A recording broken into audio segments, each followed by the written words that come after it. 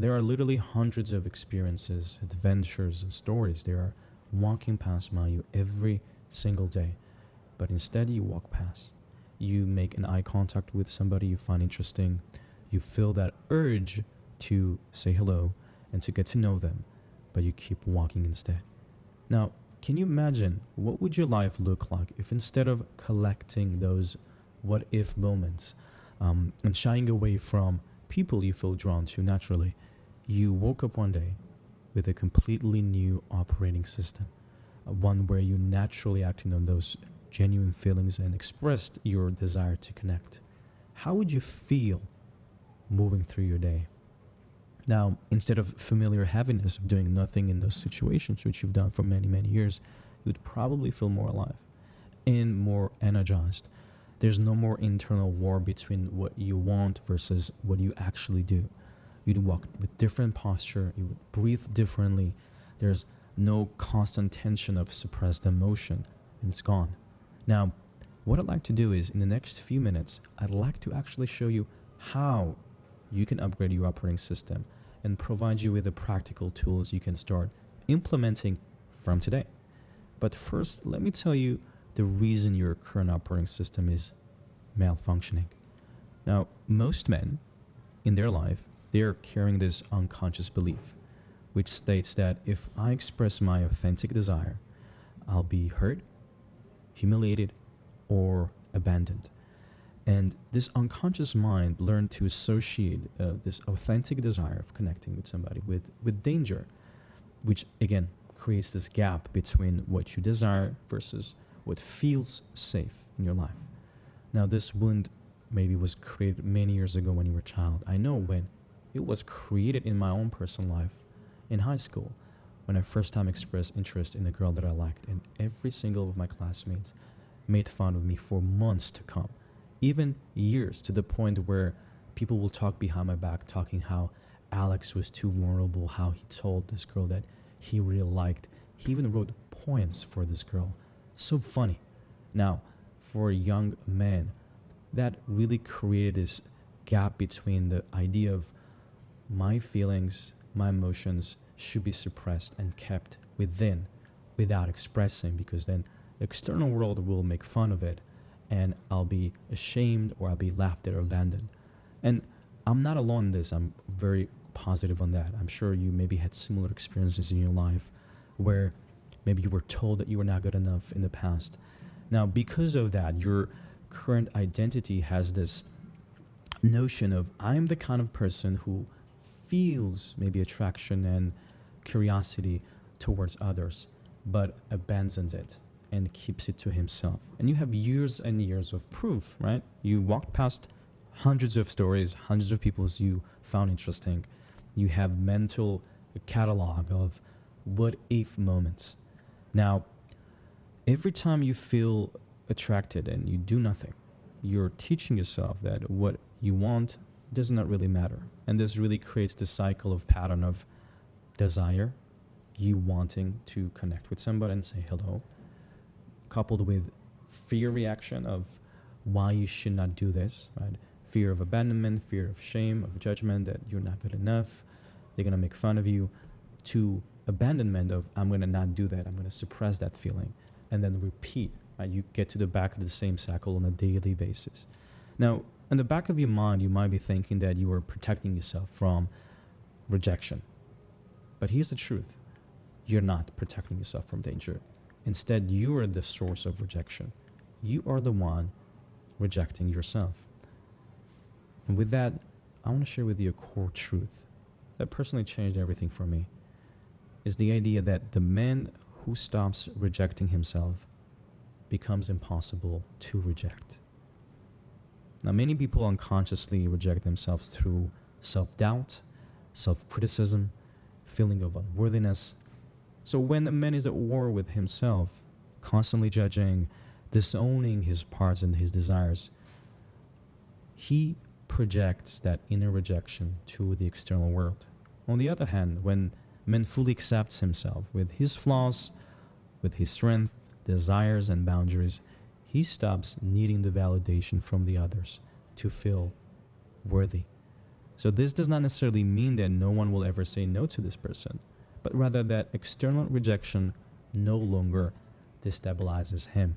While most people look at transformation as the external change of their reality, the true transformation really happens when you look at it internally, meaning transforming your identity from being the type of person who currently does not have the desired outcome to becoming the type of person who naturally attracts that desired outcome.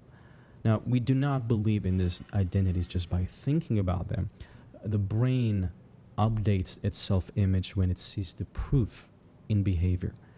And without the new behavior, the identity stays fantasy. Now, the question here is, how do you move into new identity? Here's your formula.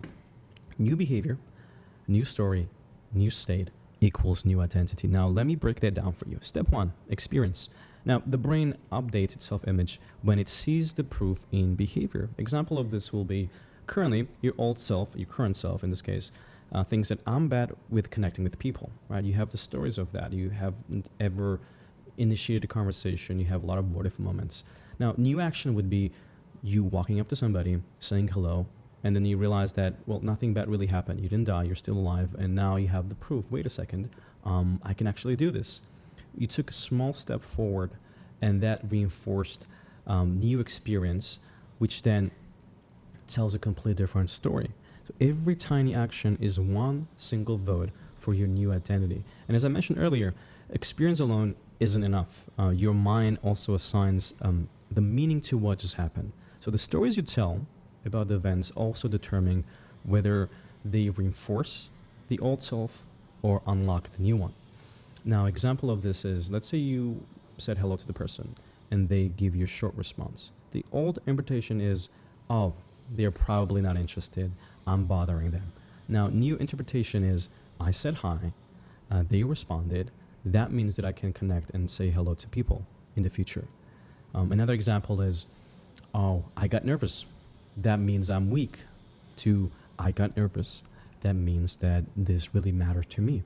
The key here is to ask yourself, how would the version of myself who is confident interpret this? You're essentially borrowing the mindset of your future self and you're applying it in your current situation. Now, the last step is the embodiment, meaning noticing how you feel after such interaction. Your new identity obviously still lives in your body, not just in your head.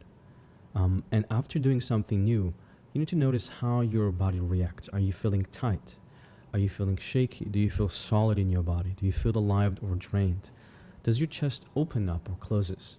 So after every single interaction, being mindful of that, and every time you notice that you're being tense, relax and breathe and opening up. And the small, subtle cues that you're giving yourself after new experiences readjust how your body reacts to the experience, the stories that you told yourself, and from that point, you're getting closer and closer to that new version of that identity that we just talked earlier. There are two specific mental shifts that I'd like to share with you, which can help change how you're interpreting the situations in real life. And the first one is shifting from a subjective mindset to curiosity. And when you think about every single moment where you felt drawn to somebody, what was the stories your mind created? Does it sound familiar? They are probably busy. They seem too closed off. But the truth is, you were not necessarily reading their energy. You were projecting your internal fears into them. And your brain created those stories to keep you staying in your bubble and don't take action. Now, shift here is to stop making assumptions. You are not mind reader. You're not detective. You don't know anything about them. And all of that assumption that you currently have, 99% of them are false assumptions. So shift from the idea of they're probably not interested or they seem too busy to the mindset of simply, let's find out if we connect. Let's find out. Now that taps into that curious mindset, because curiosity always beats assumptions in the situation. So when you're approaching somebody with curiosity instead of assumption, you're coming from a completely different energy. You're not trying to prove or disprove anything. You're simply exploring. Now, the second shift here is trying to subtract negative thoughts. to adding new thoughts. What do I mean by this? Now, here's what doesn't work. You cannot, again, subtract thoughts. So if you try to tell yourself, don't be nervous, what happens? You focus on being nervous. When negative thought and feeling arises that pulls you away from that curiosity, the positive energy, don't try to find it. Instead, add better thoughts until the negative thoughts get crowded out. So how do you add new thoughts? Well, you need to fill your mental shelf with a few things. Again, curiosity. Ask yourself, I wonder what their stories. I wonder who they are. I wonder what they do. I wonder what they're passionate about in their day-to-day life. Number 2, add the presence. Notice their energy. Notice the moment. Notice the surroundings. So when the negative thoughts come in, rather than focusing on it and trying to push away, focus on something else. The presence, the curiosity, and maybe even tapping to the playfulness. Can I make them smile? Can I make them laugh? Would this be an interesting conversation to have or something awkward? Let's find out. Now you are not trying to take this negative thought away from your mind, but instead you're adding more healthier and positive thoughts. And the reason it works is your brain can only hold so much. So if you fill up with the good stuff, there is no room for bad. Before we wrap this up, here's your simple roadmap you can follow. I call this a progressive exposure ladder. Now, because identity isn't instant, you build it in with layers of experience. And here's exactly how you can start. Level 1, think of it as what is the easiest, the simplest thing I can do that can get me one step closer to this new identity. If you currently are not smiling, if you're currently not making eye contact, start with that. Make eye contact, smile at people. That's it. That's your step 1. Once that becomes comfortable, you go to next level. Maybe you start a conversation with strangers. And what is the easiest conversation you can have with strangers but to have a conversation with cashier, barista, somebody that you are seeing on a daily basis? Interact with them. And interaction can be as simple as, how's your day been? Interaction can be as simple as, how are you? If you usually don't say how are you to cashier or barista at a coffee shop, just do that. Once that becomes comfortable, once you start saying how are you, how's your day been to cashier, barista, somebody in the gym, now you can think about what is the next layer to this. Maybe next layer to that is, again, tapping into that curiosity. And maybe you compliment something. Maybe you notice that the barista today is wearing something different and it actually looks good on that. Just go ahead and comment. Hey, how are you? I'd like to order my flat white. Oh, by the way, I noticed that you're wearing this thing. It looks really good on you. Thank you so much. Bye.